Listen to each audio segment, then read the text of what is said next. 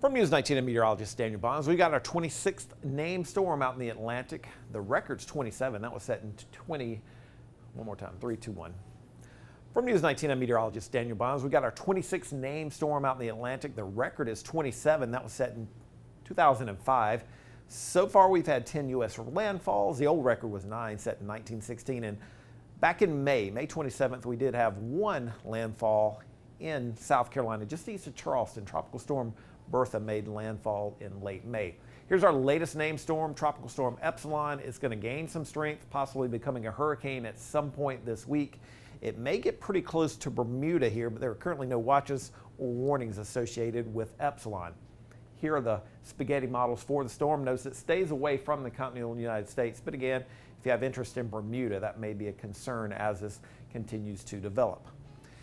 Hurricane Center is also watching this area in the southwestern Caribbean. They give that about a 20% chance of further development over the next 5 days. So not a big deal, but something we'll continue to watch. And that's a typical area where you do see development down there in the Caribbean. They tend to form at this time of the year in October. Now, as we go through the rest of hurricane season does end on November 30th, the odds of development continue to decrease, but it's not zero. There still could be development as we go through the November, and even after that, even after November 30th, you still can have development. Here's the typical area where you do see some tropical development as we get into next month. So far, it's been a very busy hurricane season. Here are all the tracks so far.